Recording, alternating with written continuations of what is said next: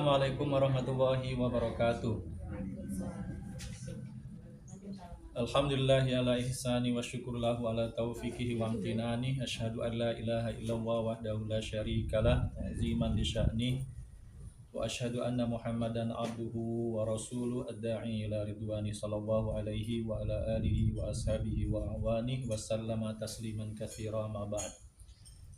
Alhamdulillah, bersyukur kita kepada Allah Subhanahu wa taala.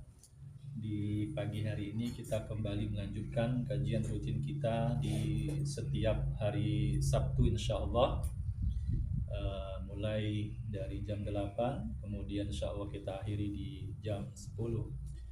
Alhamdulillah, sekali lagi kita harus terus bersyukur kepada Allah Subhanahu wa taala atas segala nikmat dan karunia Allah, dan ini adalah bagian dari yang selalu kita dapatkan dalam kehidupan kita. Ya, jadi kita harus selalu bersyukur kepada Allah dengan nikmat-nikmat yang sudah diberikan, dan ini menjadi kewajiban kita. Maka ketika kita bangun dari tidur, kita pun juga bersyukur kepada Allah dengan berucap Alhamdulillahilladzi ahyana ba'da ma amatana wa ilaihin nusyur. Lalu kemudian ketika kita kembali akan tidur di malam hari, kita pun juga tetap berdoa kepada Allah Subhanahu wa taala. Ini bentuk rasa syukur kita kepada Allah dengan selalu mengingat Allah Subhanahu wa taala, mulai dari tidur kemudian tidur kembali. Dan yang kedua, kita juga harus selalu berusaha untuk menguatkan kesabaran kita dalam setiap hari yang kita jalani. Selain bersyukur kepada Allah, kita juga berupaya untuk terus meningkatkan kesabaran kita kepada Allah Subhanahu wa taala dalam segala hal. Dalam perintah-perintah Allah kita bersabar, dalam menjauhi larangan-larangan Allah kita bersabar, dan dalam mendapatkan ketetapan-ketetapan yang ditentukan oleh Allah juga kita bersabar. Kita bersabar di dalam ibadah kita bersabar di dalam ketaatan kita, dan kita bersabar juga di dalam menjauhi semua larangan-larangan Allah. Dan yang ketiga, kita juga berusaha untuk terus memohon ampun kepada Allah dalam setiap hari yang kita jalani ini, karena kita tidak tahu, bisa jadi ada kesalahan, khilaf, maksiat yang kita lakukan. Maka Nabi Shallallahu Alaihi Wasallam itu pernah disebutkan selalu beristighfar, memohon ampun kepada Allah, mi'ata marrad, sampai 100 kali. Sampai 100 kali beliau istighfar, memohon ampun kepada Allah di setiap harinya. Nah, kita pun sebagai umatnya yang meneladani beliau, yang tentunya kita lebih dari beliau dalam hal dosa, dalam hal kemaksiatan, maka kita berusaha terus dalam setiap hari untuk selalu istighfar, memohon ampun kepada Allah Subhanahu wa taala. Nah, itulah 3 hal yang selalu ada dalam kehidupan kita, dan kita harus jalani itu. Kita berusaha untuk selalu bersyukur, kemudian bersabar, dan selalu mendawamkan istighfar di dalam setiap hari kita. Pada kesempatan kali ini, sebagaimana yang sudah kita sepakati, temanya adalah tentang akhlak, tentang akhlak. Pada pertemuan pertama di pekan pertama, di setiap bulannya itu tentang akidah. Kita ulangi lagi ini. Jadi di pekan pertama di setiap bulan itu tentang akidah. Kemudian di pekan kedua di hari Sabtu kita bicara tentang akhlak, adab. Kemudian di pekan ketiga kita bicara tentang ibadah. Pekan keempat kita bicara tentang muamalah. Dan kalaupun nanti ada pekan kelima di bulan-bulan tertentu, maka kita akan bahas masalah-masalah lain yang di luar tema-tema yang sudah kita sebutkan tadi. Dan tema kita tentang akhlak ini berkaitan dengan teladan muslimah di zaman fitnah. Teladan muslimah di zaman fitnah, dan ini kita ambil karena memang kita saat ini berada di akhir zaman. Kita sebut akhir zaman karena kita sudah berada jauh dari generasi terbaik umat ini. ya. Ada 3 generasi terbaik umat ini yang sudah berlalu dari kita ya sampai lebih kurang 1400 tahun yang lalu jarak kita antara mereka ya. 3 zaman yang terbaik itu, 3 masa yang terbaik itu adalah masa sahabat ya, masa Nabi dan masa para sahabat, kemudian masa tabi'in, dan yang ketiga masa tabi'ut tabi'in. Itulah yang disebut oleh Nabi SAW khairul qurun, sebaik-baik masa, sebaik-baik zaman ya. Khairul quruni qarni, kata Nabi SAW, sebaik-baik masa, sebaik zaman adalah masaku, zamanku, summa yalunahum, kemudian berikutnya dan berikutnya. Artinya ada tiga masa itu ya yang disebut dengan masa-masa terbaik. Mengapa masa-masa terbaik? Karena pada saat itu adalah masa-masa di mana wahyu masih turun ya. Ketika di masa sahabat ya, wahyu masih turun ya bersama Nabi SAW. Lalu kemudian setelahnya yaitu masa tabi'in adalah mereka yang pernah belajar dengan para sahabat ya. Pernah belajar dengan para sahabat sehingga kebaikan-kebaikan di masa sahabat itu tertular kepada mereka ya. Dan di masa yang ketiga yaitu ketika di masa tabi'ut tabi'in juga mereka masih dalam kebaikan karena mereka belajar dari para tabi'in yang pernah belajar dengan sahabat, yang sahabat itu pernah belajar dengan Rasul Shallallahu Alaihi Wasallam. Dan kita jauh sekali dari masa mereka ya. Makanya kita disebut dengan masa kita sekarang ini dengan akhir zaman. Nah, akhir zaman itu ya disebut juga dengan zaman fitnah. Maka kita jemaah sekalian berusaha untuk selalu menjaga diri kita ya dari fitnah-fitnah akhir zaman ini ya. Yang fitnah-fitnah ini bermuara dari 2 hal sebenarnya. Yang pertama dari syubhat, yang kedua dari perkara-perkara syahwat. Syubhat itu berarti perkara-perkara yang merusak pikiran kita ya. Maka muncul beberapa kelompok-kelompok yang menyesatkan ya, kelompok-kelompok yang tidak sesuai dengan petunjuk Nabi Shallallahu Alaihi Wasallam ya. Dan yang kedua ya, fitnah dalam hal syahwat adalah hawa nafsu ya. Hawa nafsu ketika seseorang mengikuti hawa nafsunya daripada mengikuti apa yang datang dari Nabi Shallallahu Alaihi Wasallam. Maka kita muslimah di zaman ini ya berusaha untuk menjaga diri kita dari fitnah-fitnah ini ya, karena kita tidak tahu nanti kapan kita dipanggil oleh Allah Subhanahu wa taala. Dan mudah-mudahan ketika kita menghadap Allah Subhanahu wa taala, kita berada di dalam keistiqomahan di atas jalan Allah Subhanahu wa taala. Maka ada beberapa tanda yang menjadi ciri dari akhir zaman ini, yang menjadi ciri dari akhir zaman yang penuh dengan fitnah ini. Dan tanda-tanda itu disebutkan sendiri oleh Nabi Shallallahu Alaihi Wasallam. Yang pertama, misalnya Nabi SAW katakan bahwa kita diperintahkan untuk memperbanyak amal soleh, melaksanakan amal soleh di akhir zaman seperti ini. Badiru bil a'mali fitana, kata Nabi SAW. Bersegeralah melakukan amal soleh sebelum datang fitnah. Dan fitnah itu disebutkan oleh Nabi SAW kaki ta'il lail al-muzlim, seperti malam yang gelap gulita ya.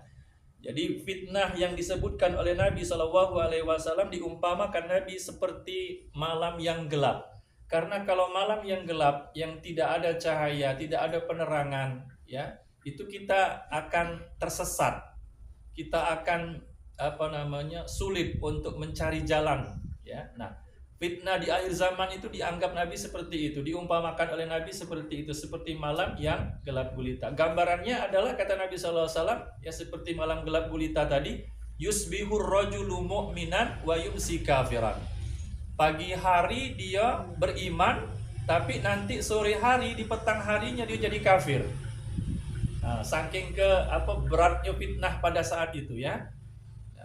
Au yumsi mu'minan wa yusbihu kafiran. Atau sebaliknya di sore hari dia beriman tapi nanti di pagi harinya dia kafir, ya.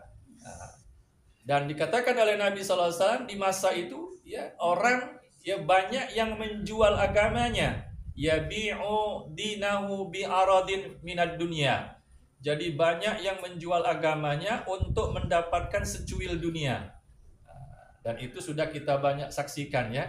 Orang dalam rangka untuk mengambil, ya, secuil kenikmatan dunia tadi mau berkorban, ya, menggadaikan agamanya, menggadaikan keimanannya, menggadaikan keislamannya hanya untuk mendapatkan secuil dunia. Entah itu harta, entah itu kekuasaan, ya, dan lain sebagainya. Nah, ini yang disebut oleh Nabi SAW. Sehingga di masa-masa seperti ini, ya, yang seperti yang kita alami seperti sekarang ini memunculkan kekacauan di dalam beragama, ya, kekacauan di dalam beragama. Dulu saya pernah didatangi oleh tetangga saya, ya, waktu di Dwi Korah, bahwa dia bercerita bahwa dia pernah didatangi oleh orang dari, mohon maaf, non muslim yang membujuk dia untuk berpindah agama. Ya, dengan iming-imingan, ya tadi harta dunia kan, dengan iming-imingan. Kalau dulu masa lalu sering membawa kebutuhan-kebutuhan pokok, kadang beras, Indomie, ya, apalagi gula. Nah, itu dibawa kepada mereka yang mohon maaf termasuk orang-orang yang fakir. Ya, dengan seperti itu mereka berharap bisa berpindah agama. Nah, itu pernah diceritakan kepada kami, ya, bahwa begitu gencarnya mereka ingin memurtadkan orang-orang Islam. Nah, inilah yang digambarkan oleh Nabi SAW, ya, dan tidak sedikit yang tertipu dengan perbuatan-perbuatan mereka ini, sehingga ada yang memang berpindah agama, ya, dari yang tadinya Islam sebagai seorang muslim, kemudian dia keluar dari keislamannya, ya. Karena apa? Karena tadi secuil dunia, diiming-imingi dengan dunia, dengan kenikmatan dunia. Nah, itu gambaran yang pertama yang akan kita hadapi di masa-masa sekarang ini, Bu, ya. Ya, kekacauan di dalam beragama. Muncul subhat-subhat, pemikiran-pemikiran yang kacau, ya, entah dari liberal atau dari orang-orang yang memang tidak senang dengan Islam ini, ya, kemudian memunculkan pemikiran-pemikiran yang jauh dari petunjuk Allah dan Rasulnya. Di UIN, ya, pernah itu di UIN Jogja kalau tidak salah, itu ada dosen yang meneliti, kemudian dari hasil penelitiannya itu kesimpulannya dia membolehkan hubungan laki-laki dan perempuan secara bebas, ya, karena memakai dalil auma malakat aimanu itu, ya. Kalau di zaman dulu, di masa Nabi SAW atau di masa para sahabat, itu ada namanya auma malakat, orang-orang yang termasuk dalam kategori budak hamba sahaya, yang statusnya itu sama seperti kepemilikan, ya, sama seperti kepemilikan kalau hamba sahaya itu di masa Nabi SAW, sehingga bisa diperlakukan sesuai dengan tuannya, kehendak tuannya, ya. Maka si peneliti ini, dosen yang meneliti ini, sampai kemudian memiliki kesimpulan dari ayat-ayat tadi bahwa boleh melakukan, mohon maaf, hubungan seksual yang tanpa ikatan pernikahan, berdasarkan dianggap sebagai dalil yang menunjukkan tentang auma malakat aimanukum itu, ya, hamba sahaya yang bisa diperlakukan apa saja, gitu, ya. Nah, ini pemikiran-pemikiran yang termasuk pemikiran-pemikiran yang syubhat, yang mendatangkan kerancuan dalam ajaran kita.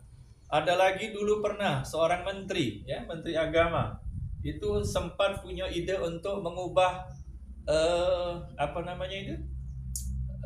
hukum waris dalam Islam, ya, dengan alasan bahwa rasanya tidak adil kalau laki-laki 2 bagian, wanita 1 bagian. Jadi melihat keadilannya dari bilangan itu, dari angkanya, ya. Ada semacam pemikiran seperti itu dulu. Di antaranya mereka ingin mengubah syariat Islam ini. Nah, ini yang disebut dengan syubhat, pemikiran-pemikiran yang rancu. Lalu kemudian ya di masa sekarang ini Bu ya, ini kita bisa lihat nanti dalam kehidupan kita sehari-hari ya, tersebar luasnya kata Nabi sallallahu alaihi wasallam kebodohan. Ya, tersebar luasnya kebodohan. Inna baina yaday sa'ah la ayyam kata Nabi sallallahu alaihi wasallam. Nanti ya sebelum datangnya hari kiamat ya akan ada hari-hari yang kata Nabi sallallahu alaihi wasallam yanzilu fiha al-jahlu, turun kebodohan. Maksudnya nanti banyak menyebar kebodohan, ya.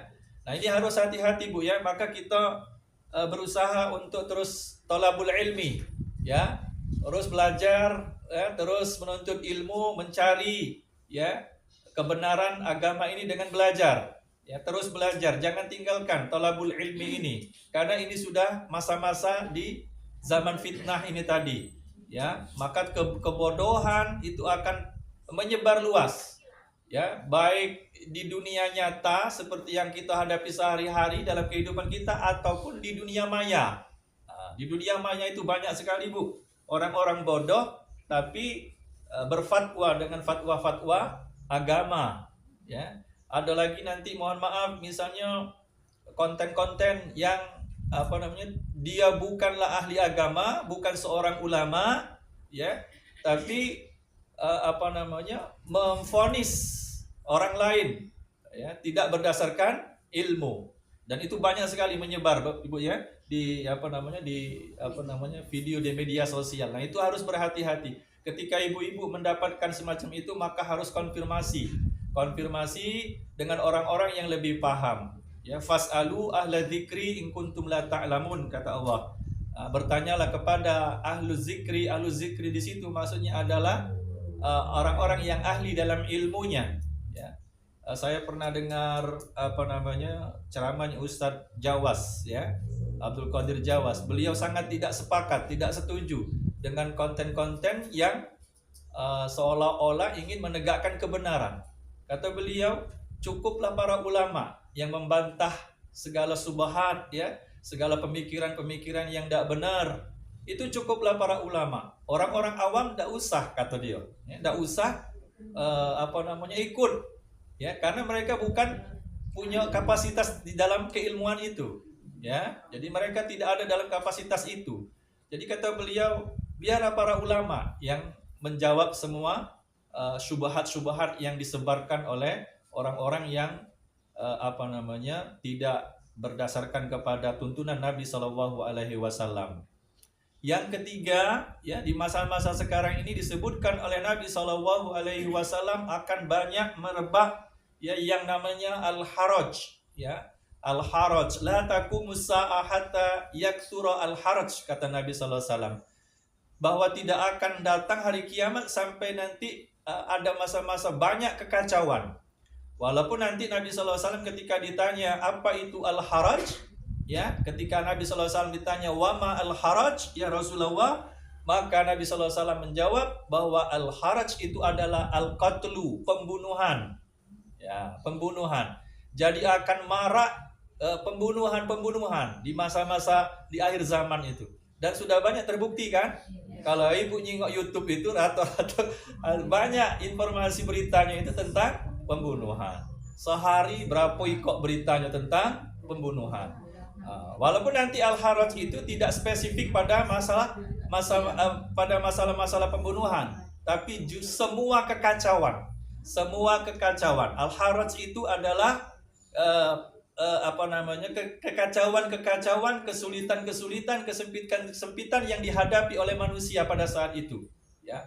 Maka ketika di masa-masa ada kesulitan yang kita hadapi sekarang ini, seperti di akhir zaman ini, Bu ya, kesulitannya apa? Di antaranya ketika kita berpegang teguh kepada agama ini, kepada sunnah Nabi Shallallahu Alaihi Wasallam, berpegang teguh kepada Al-Quran, maka itu diibaratkan oleh Nabi seperti kita memegang bara api, ya, bara api. Kadang-kadang kita dicemooh, ya, apalagi mohon maaf, ya, nanti bisa jadi ibu-ibu nanti diomongi Wahabi misalnya, ya. Apalagi Salafi misalnya diomongin seperti itu tujuannya apa? Untuk Iya, untuk apa namanya menganggap apa orang-orang yang berpegang teguh tadi seolah-olah seperti apa ya? Karena dianggap aneh, Bu.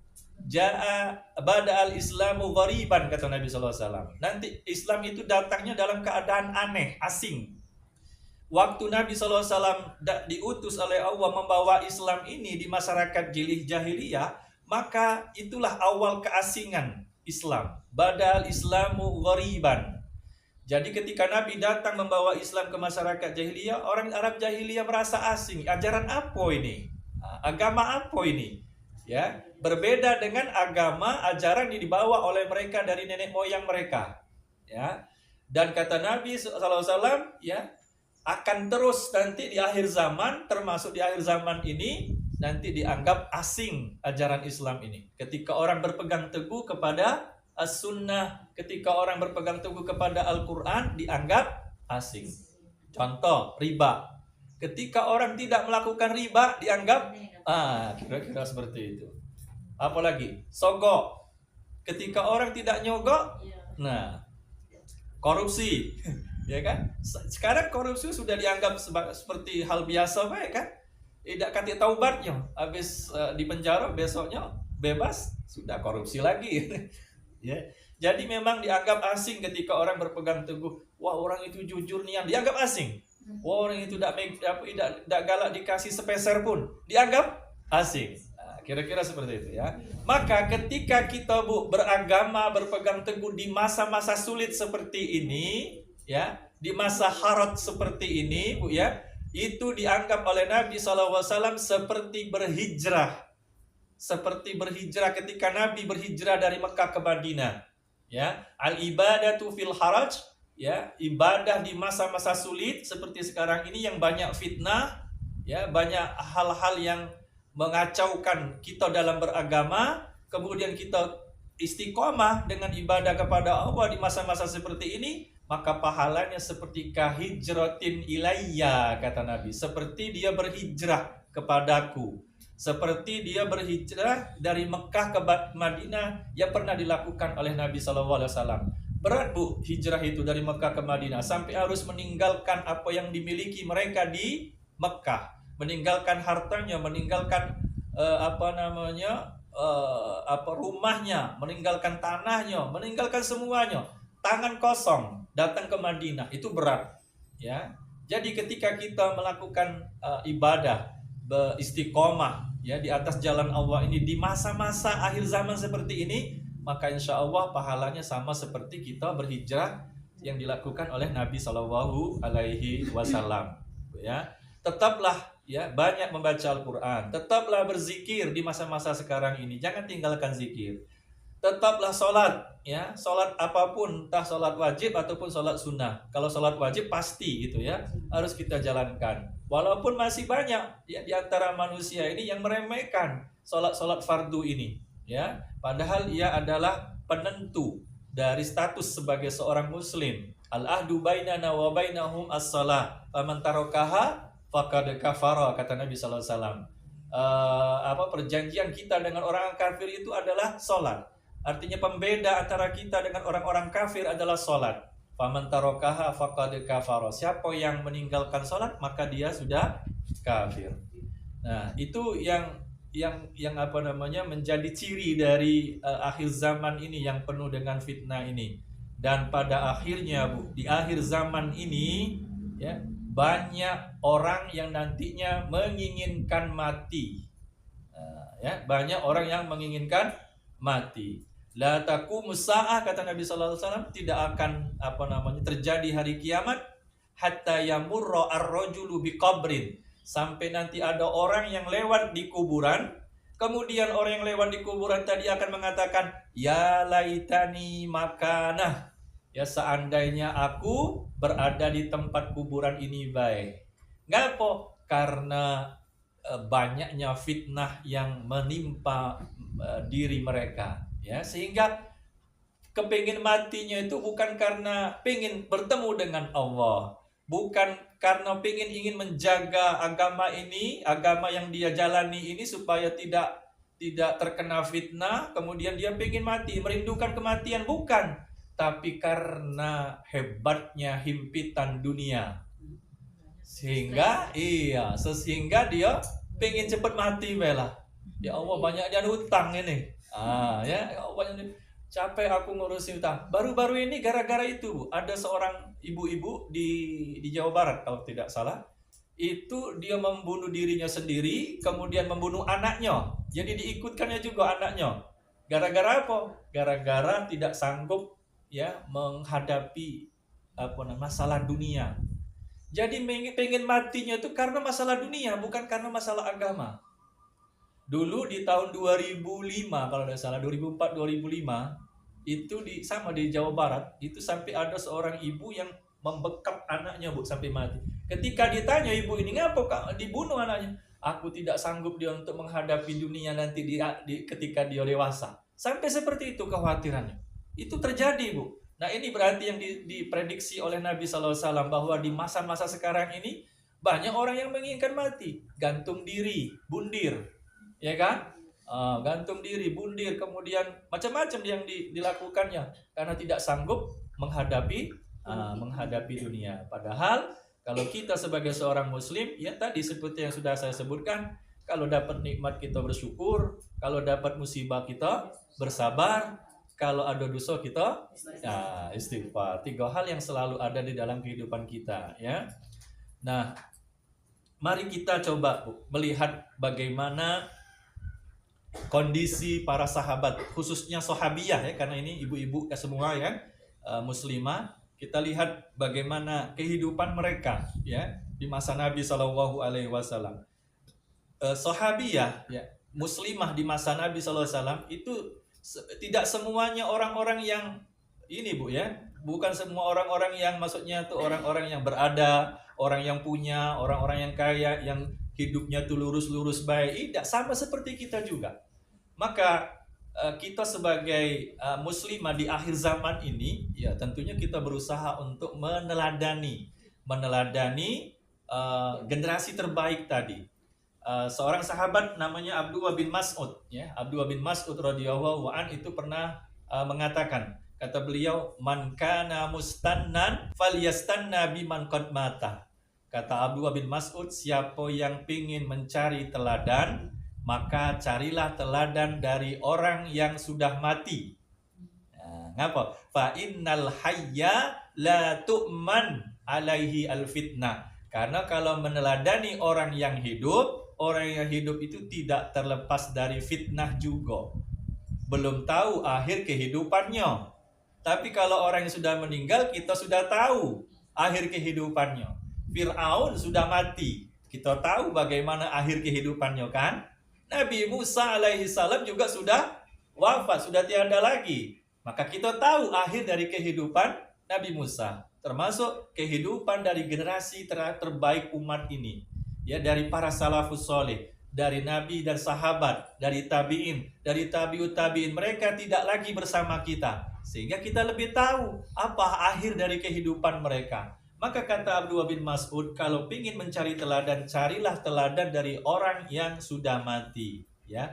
Dan disebutkan oleh Abdullah bin Mas'ud, mereka yang sudah mati itu adalah yang patut untuk diteladani. Ulaika ashabu Muhammadin sallallahu alaihi wasallam. Mereka adalah orang-orang yang disebut dengan sahabat-sahabat Nabi sallallahu alaihi wasallam. Mengapa kita harus meneladani para sahabat Nabi SAW? Kata beliau, kanu afdalu hadhil ummah. Mereka adalah umat yang paling baik dari generasi-generasi yang ada selama Nabi SAW diutus. Ya, afdalu hadhil ummah, umat yang generasi terbaik dari umat ini. Ya. Apa bentuk generasi terbaik dari umat ini? Abarroha kuluban, hati mereka yang paling baik, Bu, dibandingkan hati-hati kita ini, ya. Wa a'maqaha ilman, mereka itu yang paling dalam ilmunya dibanding kita, ya. Wa aqallaha taqallufan, mereka ini adalah orang-orang yang sangat-sangat sederhana dalam hidupnya, walaupun mereka berhambur dengan kekayaan seperti Abdurrahman bin Auf, Utsman bin Affan, ya, tapi mereka tetap menampilkan diri mereka sebagai orang-orang yang paling sederhana dalam hidupnya. Ya, Nabi SAW, ya apa yang tidak bisa didapatkan oleh Nabi SAW dalam perkara dunia? Karena beliau pemimpin umat, pasti banyak atau bisa Nabi SAW mendapatkan dunia ini, tapi beliau tidak lakukan, Bu. Ya, sampai-sampai ketika beliau datang ke rumah istrinya tidak ada makanan. Ya, yang ada makanan, yang ada cuma cuka. Yang ada cuma cuka, bukan cuka cak kita nih ya, cuka, ya. Biasanya untuk nutul ya, nutul roti ya, untuk makanan-makanan lain ya, ditutul dengan itu. Nah, ketika Nabi masuk ke rumah istrinya kemudian tidak didapatkan makanan dan oleh istrinya disebutkan bahwa yang ada hanyalah cuka, maka Nabi memakan, ya, menyantap hidangan cuka itu, Bu. Sampai beliau mengatakan khairul udumi al-khallu, sebaik-baik lauk adalah cuka. Nah, ya, sampai seperti itu. Sanggup dah Ibu kira-kira cak itu? Sebaik-baik lauk adalah iwa asin misalnya. Masih lemah iwa asin. Ya dah masih sedap dia. Campur apa namanya? Bekasam sudah kenyang lah itu kan.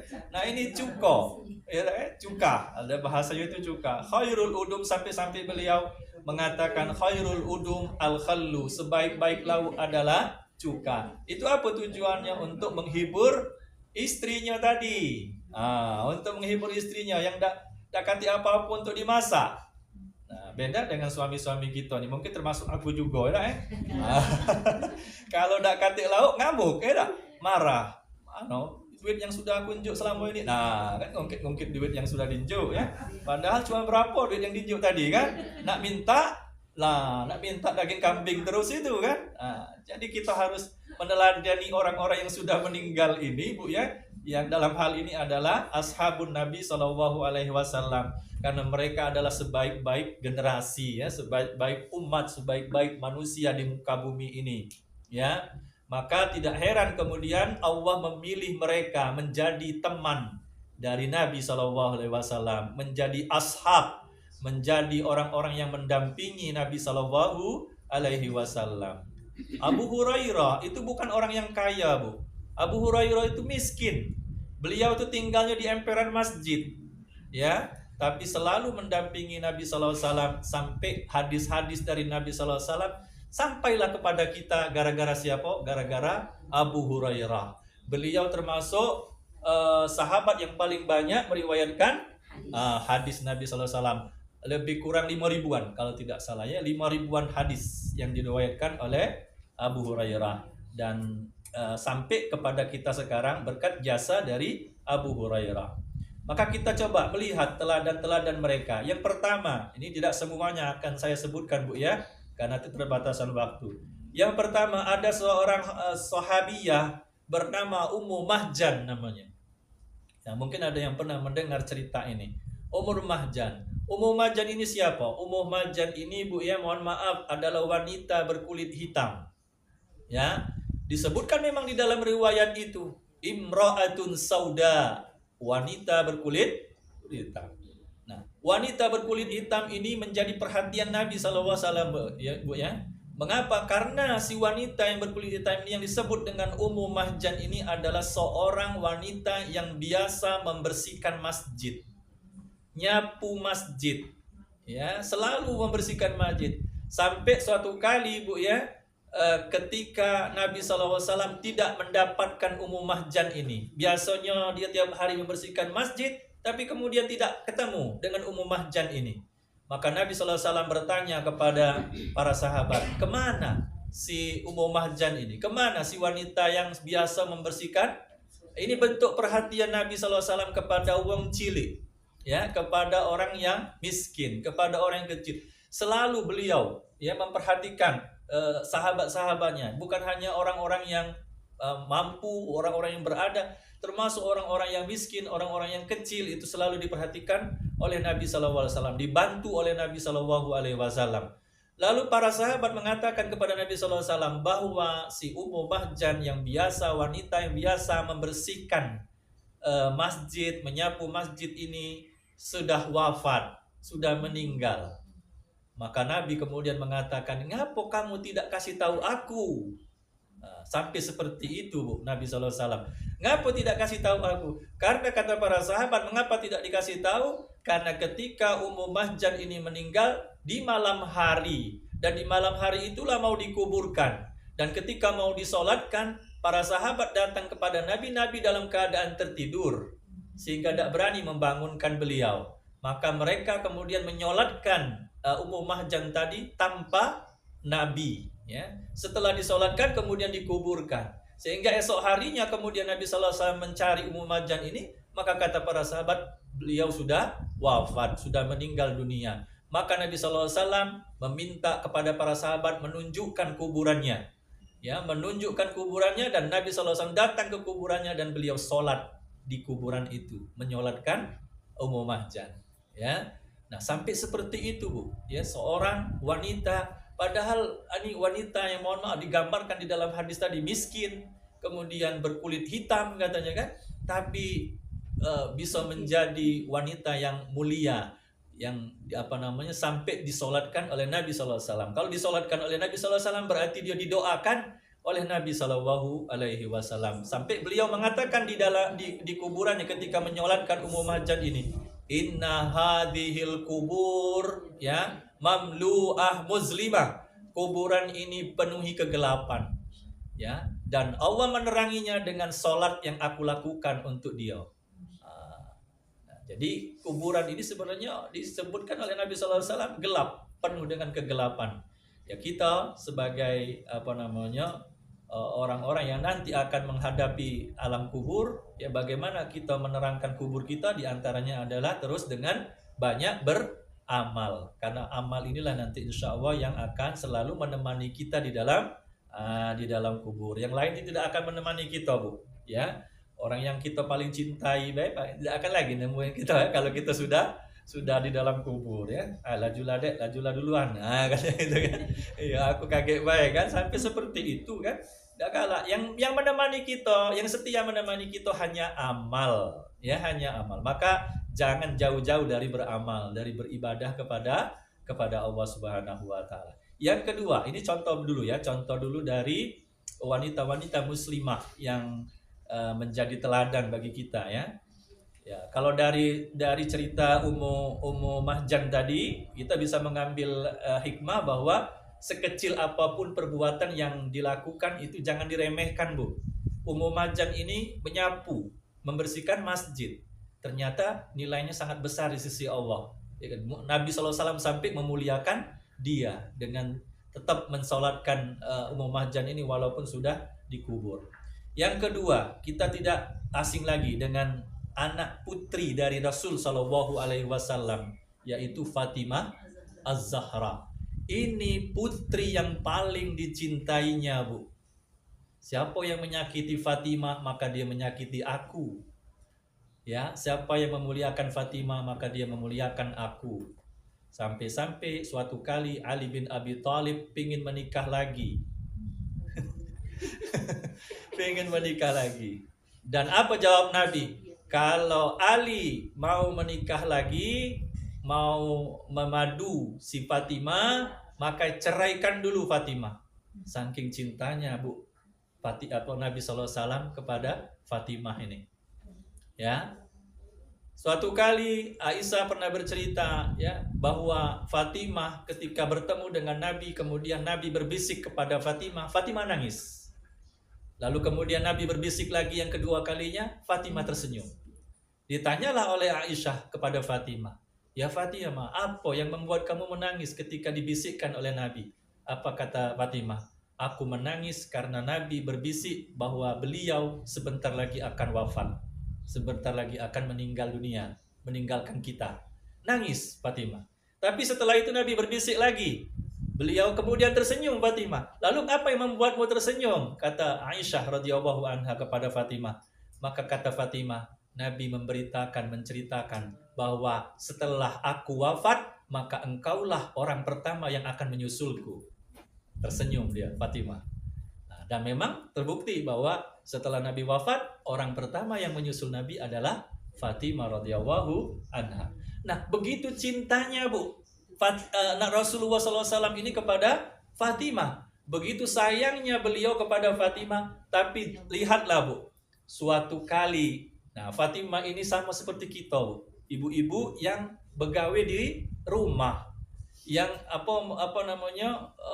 melakukan pekerjaan-pekerjaan rumah, sampai beliau itu mengelupas tangannya itu gara-gara menggiling gandum. Giling gandum itu berat Bu, ya kalau di masa lalu ya, dekati alat yang canggih kan. Masih menggunakan tenaga. Beliau itu sampai melepuh tangannya gara-gara. Nah, ini contoh orang yang dijamin masuk surga Bu ya, masih giling gandum. Kita nih nggak tahu jelas apa yang tidak masuk surga ini, petakoan kan kadang-kadang kan. Nah, ini maksud saya yang kita ambil teladannya dari salafus soleh ini ya, dari orang-orang terdahulu. Fatimah ini tangannya ini melepuh gara-gara ya melakukan pekerjaan-pekerjaan rumah, termasuk menggiling gandum dan sebagainya. Lalu suaminya Ali bin Abi Thalib kemudian mengusulkan kepada Fatimah, datanglah ke ayahmu, minta pelayan, minta pembantu, minta asisten rumah tangga, ART, minta kepada Nabi SAW. Ya, Bu ya. Para sahabat itu ada Bu yang memang memiliki ART tadi, pelayan pembantu ya. Nah, ketika Fatimah diperintahkan oleh suaminya untuk meminta pelayan ART tadi kepada Nabi sallallahu alaihi wasallam, datanglah Fatimah kepada Nabi sallallahu alaihi wasallam. Lalu ketika datang, Nabi tidak berada di rumah. Yang ada hanya Aisyah. Maka kemudian disampaikanlah pesan dari Fatimah kepada Aisyah. Dan ketika Nabi datang, Aisyah menyampaikan pesan Fatimah tadi kepada Nabi SAW. Lalu kemudian Nabi SAW datang ke rumah Fatimah. Nah, setelah datang ke rumah Fatimah Bu, apa yang dikatakan Nabi SAW? Kau pingin pembantu? Iyo kata Fatimah, aku pingin pembantu ya Rasulullah. Ini karena sulitnya, beratnya gawe nih. Ya dah. Segala gawe rumah, ya ngepel segala macam. Kalau dulu belum ada ngepel ya, karena belum ada lantai mungkin dulu.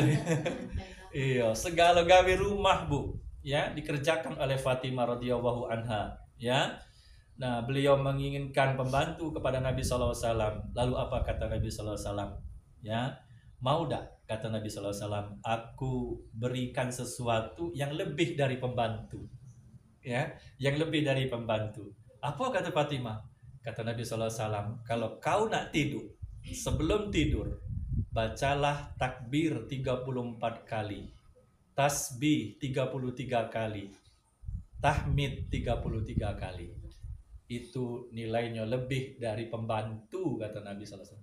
Bayangkan, anak yang paling dia cintai, seharusnya bisa Nabi mengadakan pembantu tadi, ART tadi untuk Fatimah. Tapi Nabi SAW tidak memberikan itu. Justru Nabi memberikan doa zikir ya yang harus diamalkan. Dan ini mungkin bisa kita amalkan juga Bu. Karena kata para ulama, setelah mengamalkan apa yang disampaikan Nabi SAW kepada Fatimah tadi, takbir 34 kali, tasbih 33 kali, tahmid 33 kali, bangun tidur hilang rasa capek. Nah, itu mungkin ya hikmahnya, tidak usah ada pembantu tadi. Hilang rasa capek, itu kata para ulama ya, hikmahnya di situ katanya ya, hilang rasa capek, mungkin gagah lagi, kuat lagi, dan masih akan terus bisa untuk bekerja begitu ya. Nah, mungkin ini bisa jadi amalan kita sebelum tidur yang diajarkan oleh Nabi SAW kepada anaknya, putrinya Fatimah ya. Jadi beliau tidak memberikan pembantu, tapi justru beliau memberikan hal yang lebih berharga, lebih baik nilainya dibandingkan seorang ART ya, bertakbir 34 kali, bertasbih 33 kali, dan bertahmid 33 kali. Berarti jumlahnya sama ya, 100 kali, 100 bat ini ya, 100 zikir itu yang kita baca ya. Baik, itu yang kedua. Yang ketiga, nah ketiga baik kita kasih contohnya ya, tentang muslimah yang patut kita teladani, yaitu ibunda kita Aisyah radhiyallahu anha ya. Beliau adalah istri Nabi Shallallahu Alaihi Wasallam yang dianggap oleh para ulama adalah wanita yang memiliki kecerdasan yang luar biasa, kecerdasan yang luar biasa, ingatan yang sangat kuat. Maka tidak heran Bu, Aisyah radhiyallahu anha itu nomor 4 dari perawi hadis. Pertama Abu Hurairah, yang kedua Abdullah bin Umar, yang ketiga Anas bin Malik, dan yang keempat Aisyah. Kalau dia nomor 4 dari yang cowok-cowok, dari yang laki-laki, dari sahabat-sahabat laki-laki, berarti beliau adalah orang pertama, wanita yang pertama yang banyak hafalan hadisnya. Lebih kurang 2210 hadis yang dihafalkannya, Bu. Kalau sudah sampai 2210 itu, begitu cerdasnya berarti. Ingatannya sangat kuat. Maka sering kita membaca hadis, sering-sering disebutkan an Aisyah radhiyallahu anha, dari Aisyah radhiyallahu anha. Itu berarti hadis itu diriwayatkan oleh Aisyah. Atau misalnya kadang an Abi Hurairah radhiyallahu an, gitu ya. Dari sahabat Abu Hurairah radhiyallahu, berarti diriwayatkan oleh Abu Hurairah. Bayangkan, Bu, 2210 hadis yang dihafal oleh oleh siapa? Aisyah radhiyallahu anha. Jadi peringkatnya setelah Abu Hurairah, yang kedua Abdullah bin Umar, anak daripada Umar bin Khattab, yang ketiga Anas bin Malik, kemudian Aisyah radhiyallahu anha. Yang kelima kalau tidak salah Abdullah bin Abbas, ya. Nah, kita bandingkan, Bu, dengan Aisyah ini, ya. Mohon maaf ini, ya, sekedar motivasi baik ya, ya, motivasi baik. Walaupun kita ini lah tua, misalnya, ayolah Ustaz, sudahlah dari anak ngapal-ngapal hadis, tapi usahakanlah untuk sedikit-sedikit menghafal. Walaupun memang tidak mungkin selevel Aisyah tadi 2000 hadis, ya. Setidaknya satu hadis jadilah. Apa misalnya innamal a'malu binniyat, misalnya kan. Setidaknya dalil hadis ini kan, innamal a'malu binniyat wa innamal, tapi panjang ya, innamal a'malu binniyat, innamal a'malu binniyat wa innamal likulli imri'in ma nawa. Ya, faman kanat hijratuhu ila Allah wa rasulihi fa hijratuhu ila Allah wa rasulihi. Faman kanat hijratuhu ila dunya yusibuha, dan seterusnya. Itu kalau Ibu hafal sudah bagus, satu hadis itu, ya. Ya, atau misal cari hadis-hadis yang pendek, ya. Khairukum man ta'allamal Qur'an wa 'allamahu. Sebaik-baik kalian adalah orang yang mengajarkan Al-Qur'an dan belajar Al-Qur'an. Nah, setidaknya sedikit jadilah. Iya, setidaknya mudah-mudahan kita bisa bersama dengan Aisyah nanti radhiyallahu anha. Iya, ya. Nah, Bu, ya, ini wanita yang paling cerdas, maka tidak heran para sahabat meminta fatwa dengan Aisyah, ya, belajar dengan Aisyah, ya, radhiyallahu anha. Belajar dengan Aisyah, minta fatwa karena beliau banyak menghafal hadis, kemudian banyak bersama dengan Nabi, khususnya di rumah banyak bersama dengan Nabi, sehingga perkara-perkara syariat agama itu banyak diketahui oleh Aisyah. Apalagi mungkin bisa saja Aisyah di situ bertanya langsung kepada Nabi, ya, sehingga beliau banyak menguasai ilmu, ya, banyak menguasai ilmu.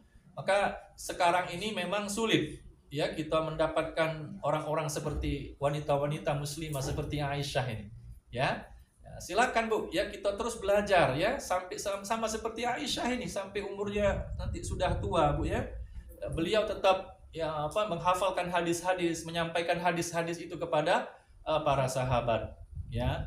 Berkata Imam Az-Zuhari, ya, seorang ulama, beliau mengatakan begini, kalau seandainya dikumpulkan seluruh ilmu manusia, ya, dan termasuk seluruh ilmunya istri-istri Nabi yang lainnya, maka tentunya ilmu Aisyah itu lebih luas, kata Imam Az-Zuhari, ya, lebih luas dibanding ilmu mereka semua. Apalagi kita ini tadi, Bu, ya, iya, hadis dah hafal, Al-Quran kadang-kadang lewat bacaan ini kan, iya, ya, kuliah ayyuhal kafirun sama kul huwallahu ahad, ya. Iya. Ayo, ya memang jadilah, tapi ya berusahalah, ya, untuk terus meningkatkan diri, kualitas diri, ya. Dan Aisyah ini, Bu, ya, disebut-sebut sebagai orang yang paham dengan ilmu kedokteran. Nah, ketika ditanya Aisyah, dari mana kau bisa tahu dengan ilmu kedokteran? Ya, ditanya kepada Aisyah, ya, dari mana bisa belajar ilmu kedokteran ini? Apa kata Aisyah? Aku sering melihat orang ngobati. Nah, dari ngobati itu aku hafal, katanya. dihafalkannya. Apa obatnya ini penyakit ini apa ini, sehingga beliau bisa ngobati. Jadi dianggap orang yang ahli di dalam ilmu kedokteran, ya. Selain itu beliau juga termasuk orang yang paling dermawan, Bu. Nah, ini maksud saya kita meneladani para salafus soleh ini, orang yang paling dermawan di masanya. Ya, suatu kali sahabat Muawiyah, ya, Muawiyah radhiyallahu an itu pernah mengasih hadiah kepada beliau 1.000 dirham. Tahu, Bu, apa yang dilakukan oleh Aisyah 1.000 dirham ini? Baru dienjok itu sudah disedekahkannya kepada semua orang. 1.000 dirham itu sampai habis, tidak tersisa. Dari Muawiyah, Muawiyah ngasih 1.000 dirham. 1 dirham itu berapa ya? Bisa searching gitu, ini 1.000 dirham. Ya. Beda dengan dinar, ya. Mana yang lebih tinggi, dinar apa dirham? Oh, dinar, ya. Ya. Tapi kalau 1.000 dirham ya besar juga kan? Dikasih oleh Muawiyah 1.000 dirham kepada Aisyah, itu ya langsung habis. Sebelum matahari tenggelam sudah habis. 1.000 dirham itu dibagi-bagikan Aisyah kepada orang lain yang membutuhkan. Nah, itu menunjukkan kedermawanan Aisyah. Beliau juga adalah wanita yang sangat tawadu, Bu, ya. Sangat rendah hati, Bu. Apalagi di hadapan para sahabat-sahabat yang lain. Padahal kita tahu kemuliaan Aisyah. Nabi itu, Bu, sebelum menikahi Aisyah 3 malam bermimpi ditunjukkan malaikat, ini loh istri kau. Setelah dijenguk Nabi, ternyata Aisyah. Ternyata engkaulah seperti yang ada di dalam mimpiku. 3 malam berturut-turut, Bu. Ya, artinya kemuliaan Aisyah itu sangat luar biasa, Bu, ya. Nah, tapi beliau tetap adalah seorang wanita yang tawadu. Wanita yang tidak sombong dengan kemuliaan-kemuliaan tadi. Dengan amalnya, dengan hadis-hadis yang sudah dihafalkannya yang sebanyak itu. Beliau tetap tawadu. Ketika beliau sakit di usia senjanya, ya, di usia 63 tahun, ketika beliau sakit mau dibesuk, dijenguk oleh sepupu Nabi Abdullah bin Abbas. Apa kata Aisyah? Jangan dulu suruh dia masuk, kaget dia memuji aku. Kata Aisyah, jangan disuruh masuk dulu, katanya, kaget dia memuji aku. Orang yang memberikan informasi bahwa Abdullah bin Abbas akan menjenguk beliau, akan membesuk beliau, ngomong kepada Aisyah, tidak, beliau adalah sepupu Nabi. Ya, maksudnya itu insya Allah tidaklah seperti itu, kata yang membawakan informasi bahwa Abdullah bin Abbas akan membesuk Aisyah tadi. Tidak. Akhirnya apa? Diizinkan oleh Aisyah. Ya, diizinkan oleh Aisyah. Akhirnya masuklah Abdullah bin Abbas, ya, menjenguk Aisyah yang sedang sakit. Apa yang dikatakan Abdullah bin Abbas, Bu, kepada Aisyah?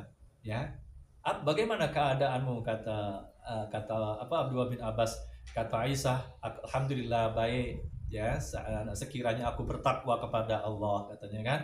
Lalu kemudian Abdullah bin Abbas mengatakan lagi seperti ini, Bu, engkau akan selalu berada dalam kebaikan insya Allah, karena engkau adalah istri Rasulullah, ya. Belum pernah sebelumnya beliau menikahi seorang gadis. Intinya Abdullah bin Abbas ini muji Aisyah, Bu, ya.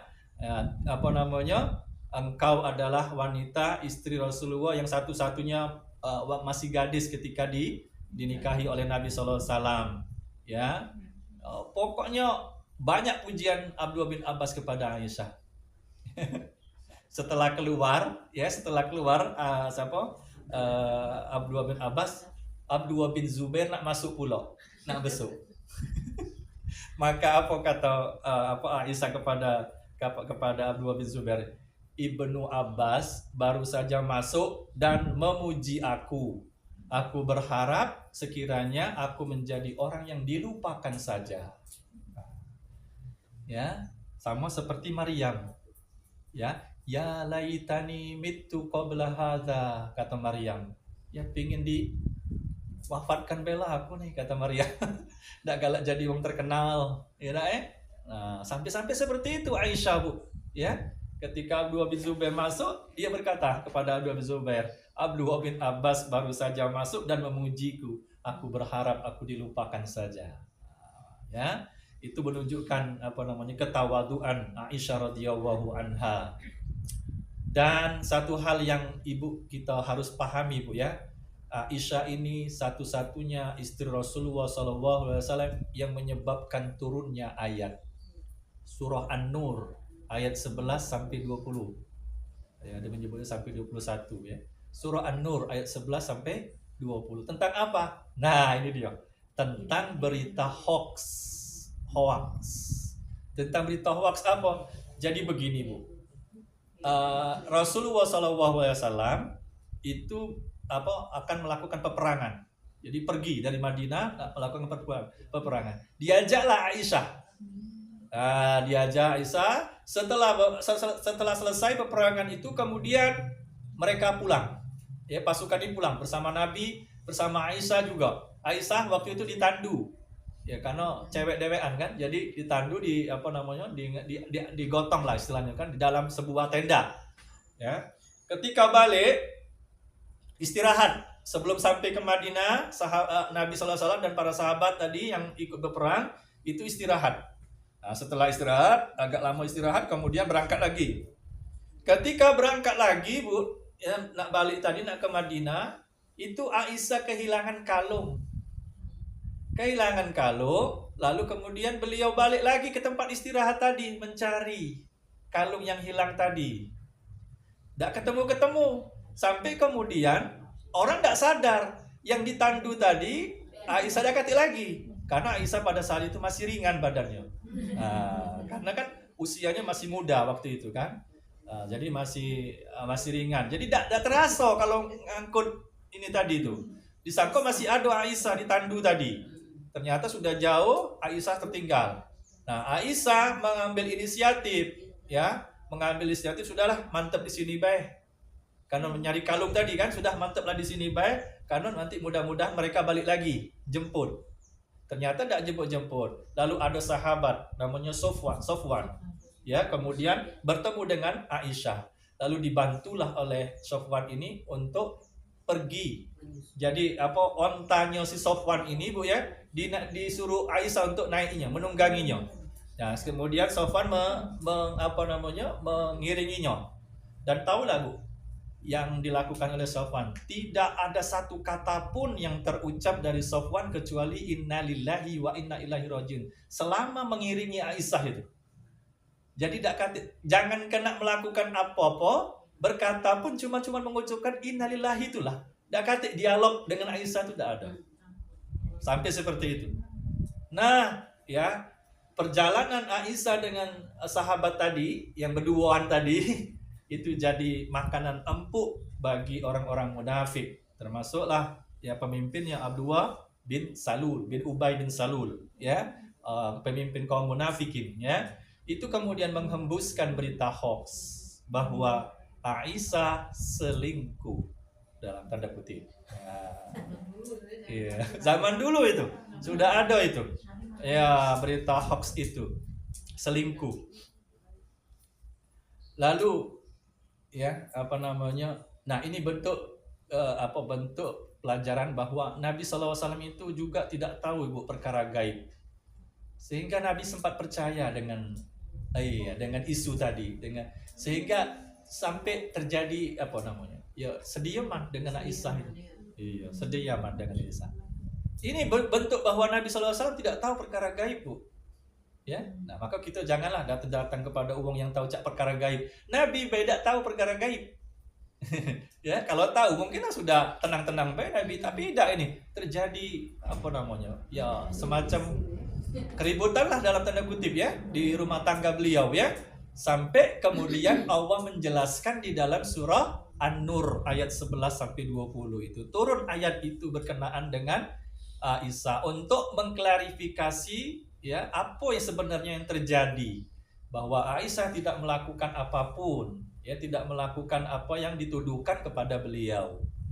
Ya. Nah, ini salah satu bentuk keteladanan yang bisa kita ambil ya dari muslimah, dari para sahabiyah, dari para salafus soleh yang sudah mendahului kita, dan mereka adalah orang-orang yang terbaik. Maka, Bu, sebenarnya kalau kita mau telusuri bahwa seorang muslimah itu cukuplah melakukan dua hal saja sebagaimana yang disebutkan oleh Allah dalam surah An-Nisa 34 ya.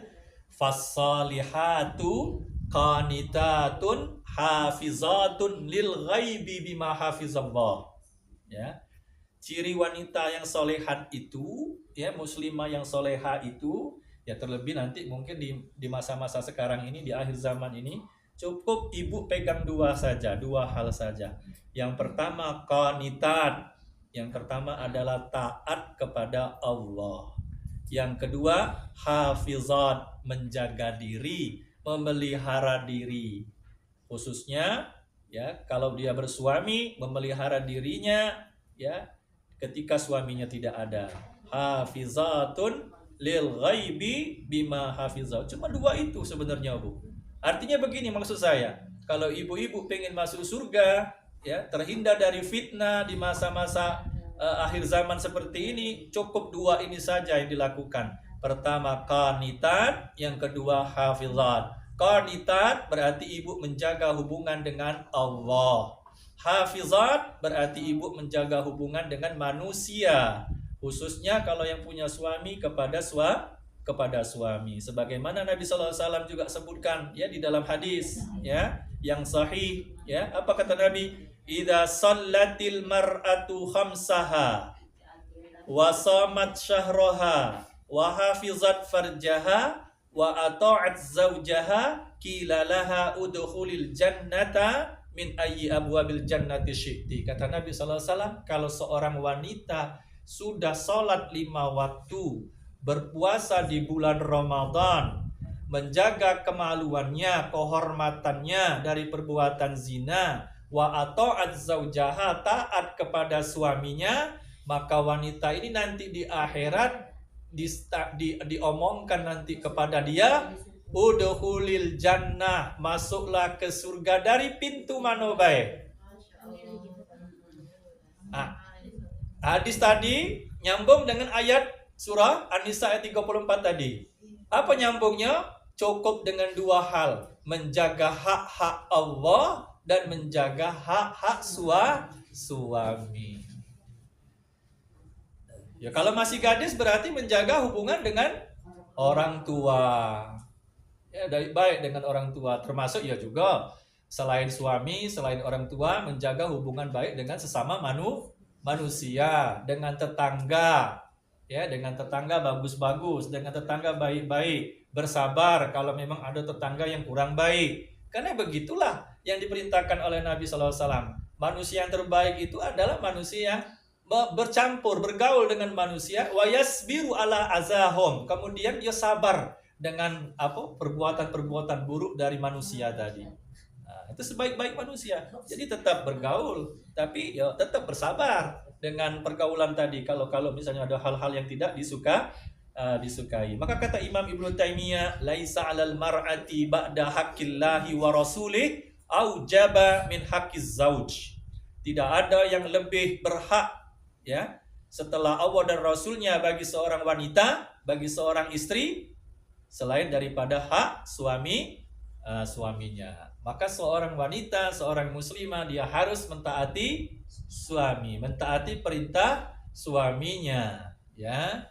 Dan istri yang terbaik itu dicirikan oleh Nabi SAW, tasurruhu idza nazara, menyenangkan kalau dipandang, tidak nyebel ke kalau iya, menyenangkan jika dipandang, dia taat kalau diperintah dan tidak menyelisihi suaminya dalam harta dan dirinya, ya.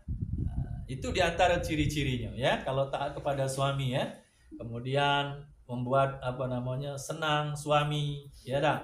Sampai-sampai Nabi SAW katakan, kalaulah ada diperbolehkan manusia itu sujud antara sesama manusia, la amartun nisa ayyasjudna li azwajihin, maka pasti aku akan perintahkan seorang istri bersujud kepada suami. Karena tidak ada syariatnya manusia sujud dengan manusia, ya maka tidak akan ada itu istri sujud dengan suami. Itu maksudnya bahasa kita tuh keperinya, ya. Keperinya hak suami itu harus lebih didahulukan dibandingkan orang lain, ya. orang lain. Nah, kemudian Bu, di antara kita juga akhlaknya sebagai seorang muslimah di akhir zaman ini, ya, jangan banyak-banyak keluar rumah kalau tidak perlu nian. Nah, Ibu bisa lihat surah Al-Ahzab ayat 33. Surah Al-Ahzab ayat 33, wa qarna fi buyutikunna. Pertama itu, wa qarna fi buyutikunna, mantap-mantaplah di rumah kalian. Yang kedua, wala tabarrujna tabarrujal jahiliyatil ula. Jangan berhias, bertingkah seperti orang-orang jahiliyah dahulu. Jangan berhias, bertingkah seperti orang-orang jahiliyah pada masa lalu. Jadi dua, mantap-mantap di rumah kalau memang tidak ada hal-hal yang mendesak. Ya, mantap-mantap di rumah. Dulu musim corona, maka ayat ini dijadikan kadang dijadikan oleh orang-orang untuk ini mantap-mantap di rumah. Waqarna, disebut di situ ya. Waqarna fi buyutikunna, mantap-mantap di rumah, ya. Berdiamlah di rumah, jangan dikit-dikit nak ke pasar. Ya maksudnya itu kalau dekatnya keperluan, ya dah ke pasar. Iya.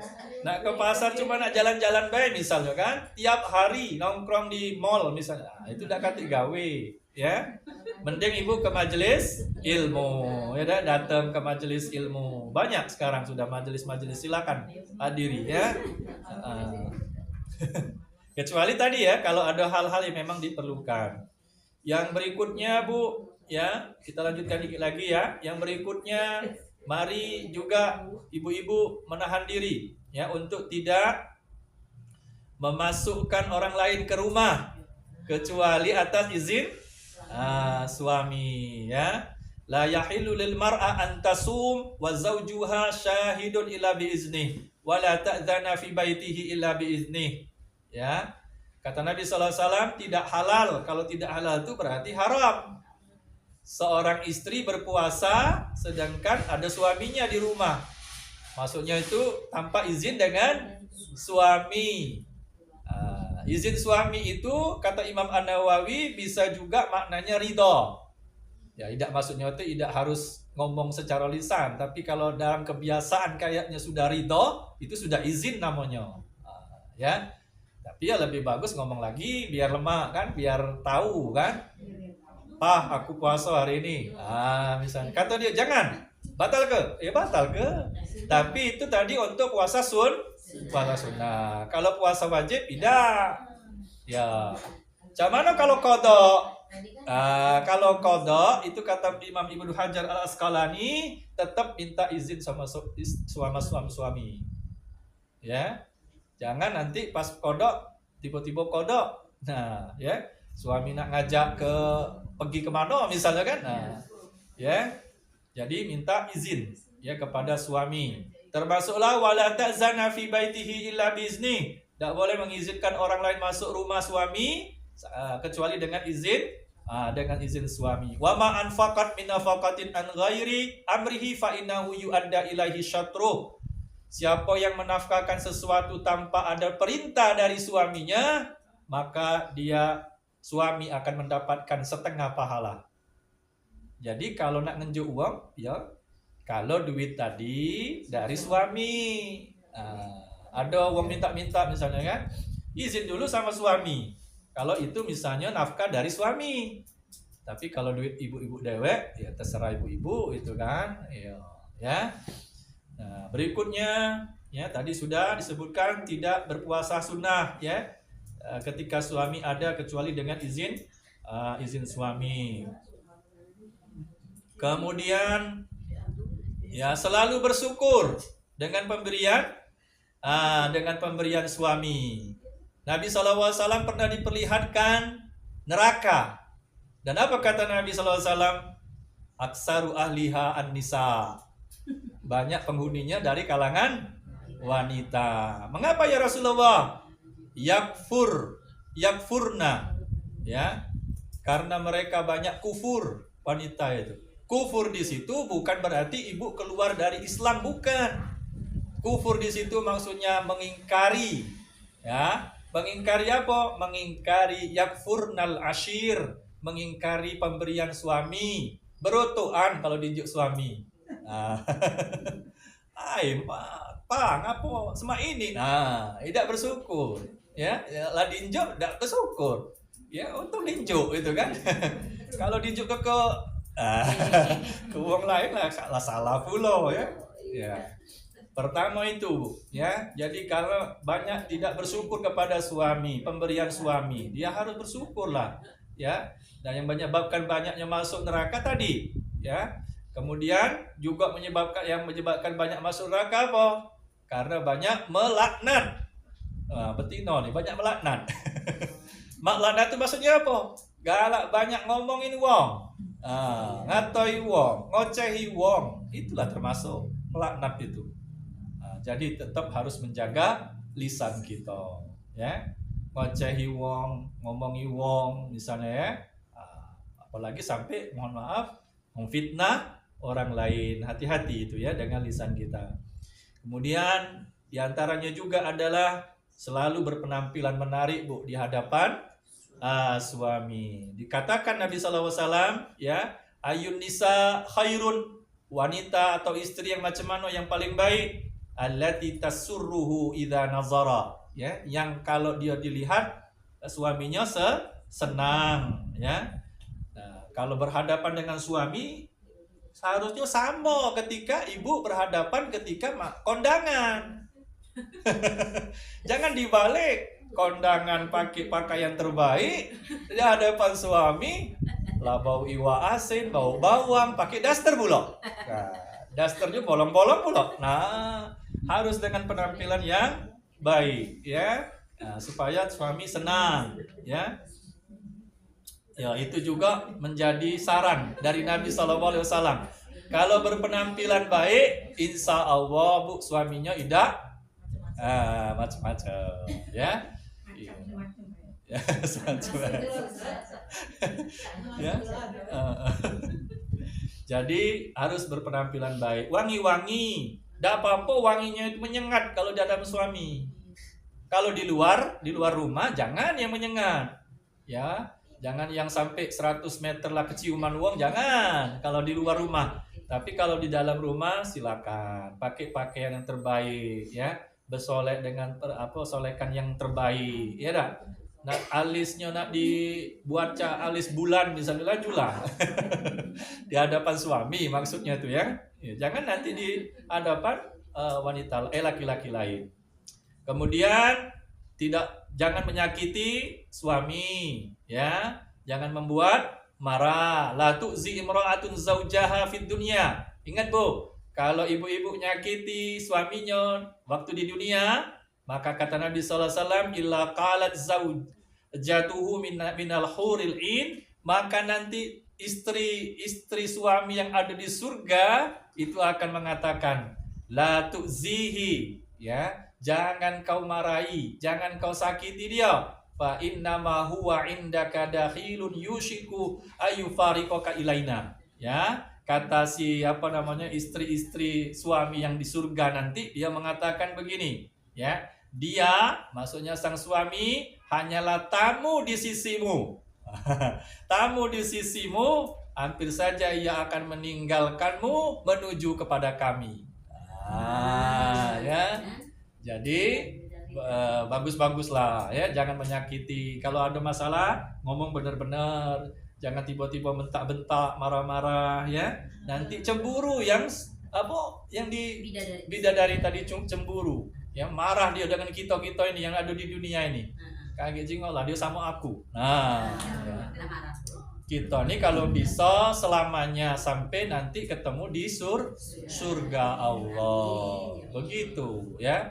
Nah, kalau ingin bertemu dengan suami kita nanti di surga Allah bersama lagi, berkumpul lagi, itu sudah dijanjikan oleh Allah pasti akan berkumpul. Ya syaratnya tadi beriman, beramal soleh, taat kepada suami, insya Allah ketemu lagi kita dengan suami kita. Perpisahan di dunia ini cuman ya bukan perpisahan yang sebenarnya. Perpisahan yang sebenarnya itu nanti di akhirat. Posisi kita di mana, Bu? Kalau posisi kita dengan suami lah berbeda, itulah perpisahan yang sebenarnya. Kalau bisa jangan berpisah nanti di surga, ya. Tetap bersama pasangan kita, ya. Dan terakhir, ya. Oh, ntar ada satu lagi, ya. Berusahalah untuk selalu ingin hidup selamanya bersama suami. Jangan minta kata cerai. Kalau tidak ada masalah yang memang beratnya, ya. Ayyuma imra'atin sa'alat zaujaha at-talaq fi ghairi ma ba'sin fa haramun 'alaiha raihatul jannah. Siapa saja wanita yang minta talak kepada suaminya tanpa ada alasan, tanpa uzur syar'i, maka haram baginya mencium bau cium baunya lagi tidak bisa, apalagi nak masuknya. Nah, jangan mudah-mudah minta cerai. Ya, jangan mudah-mudah ngomong dikit, cerai aku. Jangan, ya. Bersabar dengan apa yang menimpa kita ini, ya dah. Terakhir, seandainya, mohon maaf ini, seandainya suami kita meninggal mendahului kita lebih dulu, maka ada akhlak, ada adab yang harus kita pedomani. Apa adabnya? Ibu-ibu ya harus mengikuti aturan syariat. Ada masa iddah. Masa iddahnya kalau ditinggal mati suami 4 bulan 10 hari. 4 bulan 10 hari itu ibu-ibu tidak boleh keluar rumah kecuali kalau mendesak. Kalau tidak kati urusan tidak boleh keluar rumah 4 bulan 10 hari itu. Tidak boleh berhias. Ya, mandi boleh. Ya, maksudnya tidak boleh bersolek-solek. Kalau istrinya kerja, gimana Ustaz? Ya, itu berarti kebutuhan mendesak. Boleh. Iya, kecuali kalau ibu-ibu bisa minta cuti dulu. Iya. Cuti ya. Karena itu aturan syariat. Ibu bisa lihat di Al-Baqarah 234. Ya, Al-Baqarah 234 itu menjelaskan tentang masa iddah bagi seorang wanita, khususnya yang ditinggal mati oleh suaminya, ya. Dan Nabi SAW mengatakan, la yahillu li imra'atin tu'minu billahi wal yaumil akhir an tuhidda ala mayyit fawqa salasi layalin illa ala zaujin. Tidak halal bagi seorang wanita yang beriman kepada Allah dan hari akhir untuk berkabung lebih dari 3 hari untuk kematian, ya, kecuali atas kematian suami. Maka dia boleh berkabung sampai arba'ata ashhuri wa ashra. Boleh berkabung sampai 4 bulan 10 hari. Jangan menikah dulu habis masa iddah. Ya. Belum 4 bulan, sebulan lah sudah nyari yang lain. Jangan, tidak boleh. Kalau wanita ya. Kalau laki-laki ya katik masa iddah. Ya, kalau laki-laki ya. Kalau laki-laki tidak ada masa iddah. Nah, itulah Bu ya beberapa hal yang perlu kita perhatikan sama-sama dalam kaitannya kita sebagai seorang muslimah. Kita berpegang teguh kepada apa yang sudah diajarkan oleh Nabi SAW di masa-masa seperti ini. Insya Allah pertama kita akan mendapatkan pahala yang besar dengan bertahan, berpegang kepada sunnah-sunnah Nabi SAW. Yang kedua, insya Allah kalau terus kita berpegang teguh ya dengan petunjuk Allah dan petunjuk Rasulnya sampai kita nanti diwafatkan oleh Allah Subhanahu Wa Taala, maka insya Allah kita termasuk dari golongan orang-orang yang istiqomah.